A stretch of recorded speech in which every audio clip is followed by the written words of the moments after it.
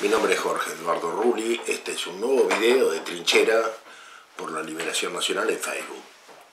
Hoy es 1 de diciembre del año 2018, estamos en plena campaña electoral y a la vez en pleno G20, que es un foro de las grandes potencias, que se ha pretendido hacerlo en Buenos Aires, con esa altísima idea de nosotros mismos que solemos tener. Mientras no pudimos resolver el tema de la Copa Libertadores, pensamos resolver el tema planetario, aparentemente. De todas maneras, ha sido para todos una reunión política que devino en un mero espectáculo impresionante, porque nos expone lo que es hoy el mundo global. Hoy en lo que algunos llaman la posglobalización. Esta cosa extraña, ¿no? De las agresiones, las reconciliaciones. Me estoy refiriendo al presidente norteamericano, al presidente chino. Personajes tan extraños como el de Arabia Saudita, con esa carga y con ese prontuario, ¿no? Tantos personajes como Macron, por ejemplo, los tenemos todos aquí. Es realmente muy llamativo en qué ha venido a derivar el mundo de la globalización, ¿no? Pero en fin, esto terminará en un par de días y volveremos a la campaña electoral, donde las cosas no son mucho mejores, ¿no? La grieta que ha sido funcional a muchos grandes intereses, que ha sido alimentada además, como nos consta por reuniones entre el macrismo y el kirchnerismo, ha sido alimentada porque es funcional, tal como lo ha reconocido el ministro de Ciencia y Tecnología, Lino Barañao, que ha sido ministro de ambos gobiernos. Aquí hay un sistema que se ha respetado, más allá de las camisetas políticas.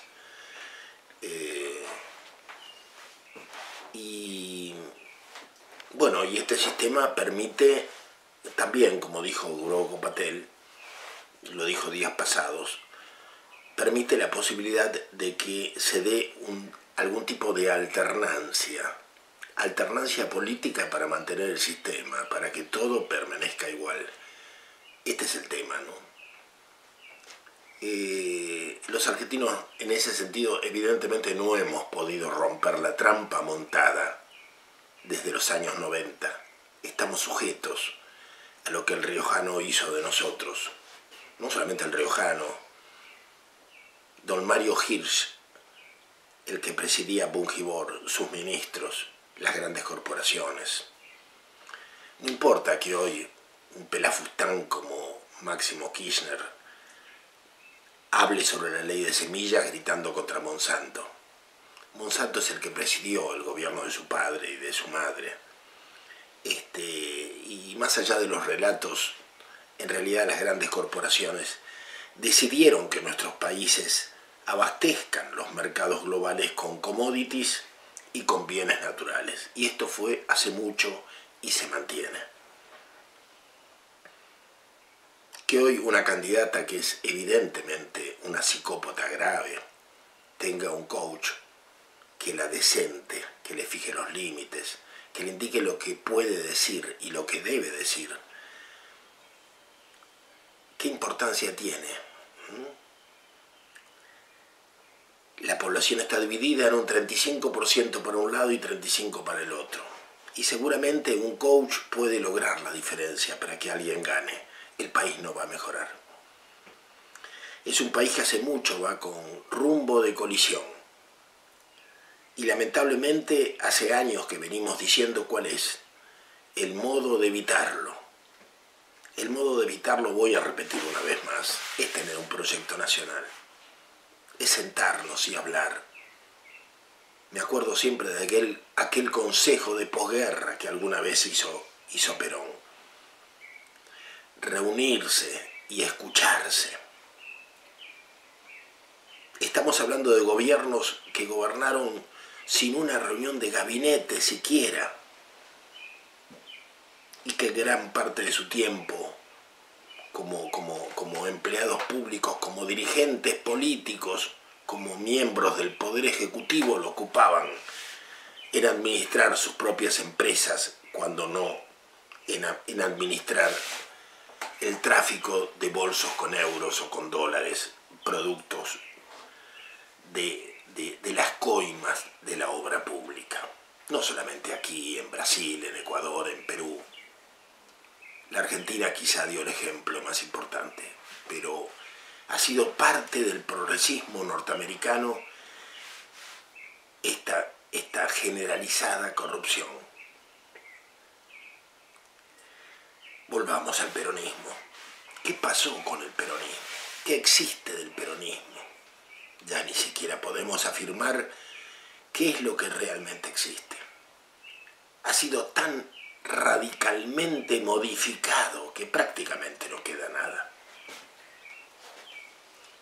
Si hablamos de reconstruir un proyecto nacional que nos exceda, que nos permita dialogar con otros sectores de la población, sectores que por su juventud quizá no conocieron al peronismo antiguo, tenemos que saber cuáles son nuestras responsabilidades.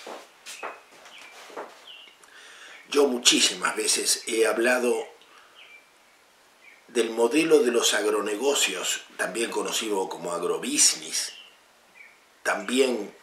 que también podríamos explicar como un plan de agricultura industrial que barrió el sistema de las chacras mixtas con familia rural, las barrió, que cambió la clase dirigente, ese patriciado rural con apellidos vascos, que se refugiaron en la sociedad rural argentina, y que Felipe Solá en algún momento me reconoció que fueron los únicos que protestaron frente a la aprobación comercial de la primera soja transgénica.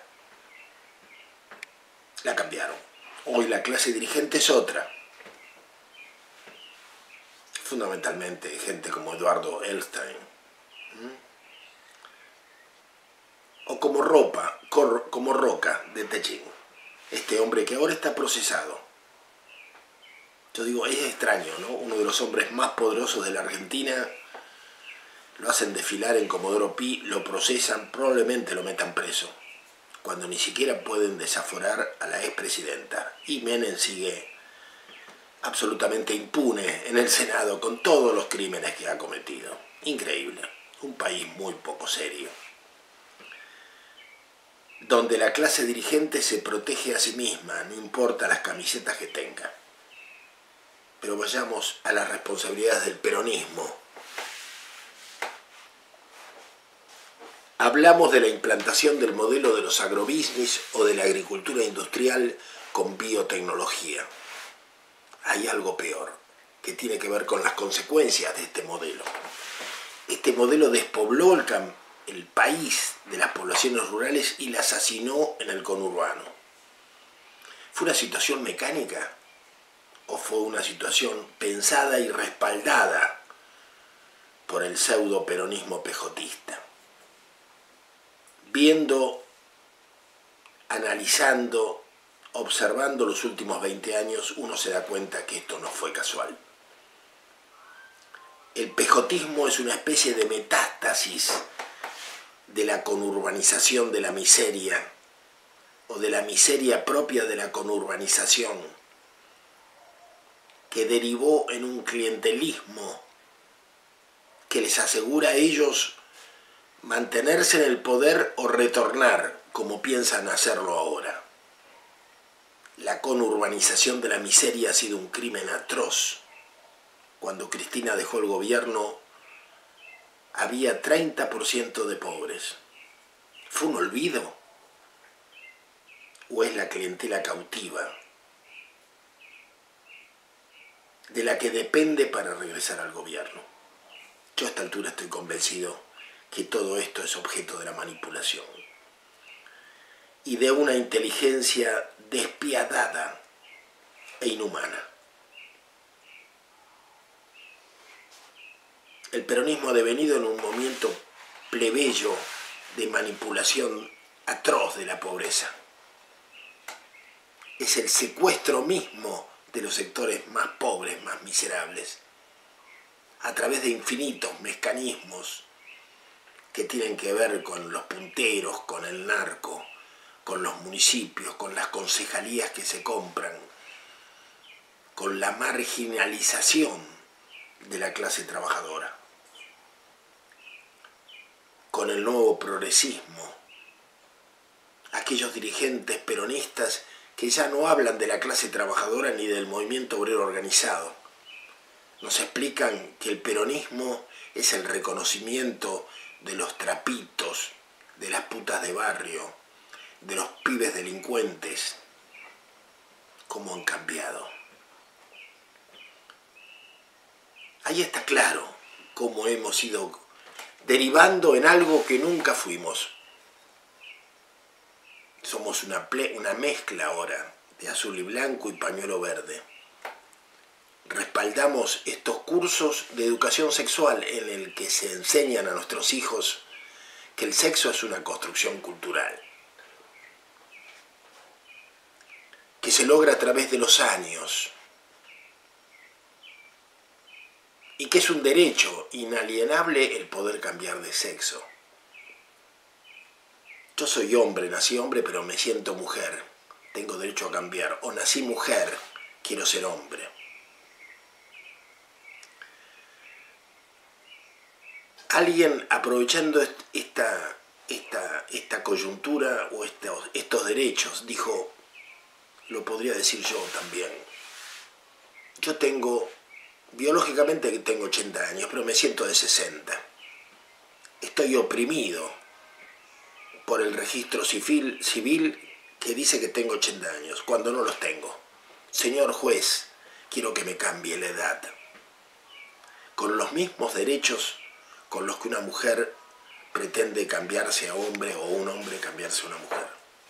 ¿A dónde podemos llegar por este camino? A terribles riñas o terribles situaciones en las cuales el proyecto nacional continúa absolutamente olvidado. ¿Y qué puede ser bueno o malo cuando no tenemos un proyecto nacional? ¿Hacer el G20 es bueno, es malo? ¿Que los contendientes de la campaña electoral sean Macri o Cristina es bueno o malo? ¿Qué es lo bueno y lo malo si no sabemos para dónde vamos? Si no tenemos un proyecto propio, ¿qué es lo que estamos discutiendo? Estamos discutiendo los fragmentos, cuando no hemos sido capaces de construir un nosotros. Y lo que estoy diciendo es muy pesado, y yo quisiera que alguien me responda. Si el peronismo o el peronismo pejotista o el supuesto peronismo pejotista ha construido la conurbación de la Argentina para tener una clientela cautiva, ¿es grave o no es grave? Es un crimen horrendo. Si el supuesto peronismo pejotista ha instalado la sojización compulsiva del territorio, ¿quién se hace cargo de las decenas de miles de abortos espontáneos que produjeron las fumigaciones? Los miles de niños que nacieron deformes, muchos de los cuales están en el Garrahan. Hay que ir y verlo. ¿Quién se va a hacer cargo de esos crímenes? Hoy ese modelo está pinchado, agoniza. No he visto una iniciativa en el gobierno para tratar de reemplazarlo. Ninguna. El buque bandera de ese modelo, que era la empresa de los globos, ha quebrado, se vendió. Bolsonaro ganó en Brasil las últimas elecciones y anticipó que el Cerrado, más de 70 millones de hectáreas, están abiertas para la depredación, y parte de la Amazonía también. Es probable que el modelo sojero que languidece en la Argentina pueda extenderse a Brasil para encontrar nuevas bases de ganancias. en la Argentina, mientras tanto, puro relato. Se discute la ley de semillas, que es una ley por la cual los ojeros pretenden usar las semillas de Monsanto pagando la patente de la semilla que compran, pero aprovechando el uso propio que da el derecho argentino, los hijos de esa semilla poder vendérsela a ellos, a los vecinos, sin volver a pagar patente, que es lo que pretende Monsanto. Monsanto dice: yo les permito que regalen o vendan los hijos de mi semilla, pero quiero la patente. Y Monsanto dice: y si no me pagan la patente, yo aprieto al gobierno argentino, como ha hecho muchas veces, y exijo algún tipo de indemnización que a mí me alivie de las pérdidas que ustedes me ocasionen. Y eso se llama regalías. Preguntado los ejecutivos de Monsanto en cuánto valoran las pérdidas supuestas, han dicho en 8 o 9 millones de dólares. Y esto es lo que muchas veces el gobierno ha pagado para compensar y silenciar a Monsanto. O sea que todos nosotros pagamos porque los ojeros quieren una semilla transgénica, que es la semilla de Monsanto. Y a mí, ciudadano argentino, ¿qué diablos me importa que quieran la semilla de Monsanto si yo ni siquiera quiero que sigan haciendo soja? Cuando estamos proponiendo, y esta es una propuesta política muy seria, estamos proponiendo que pasemos de la soja al pastoreo racional.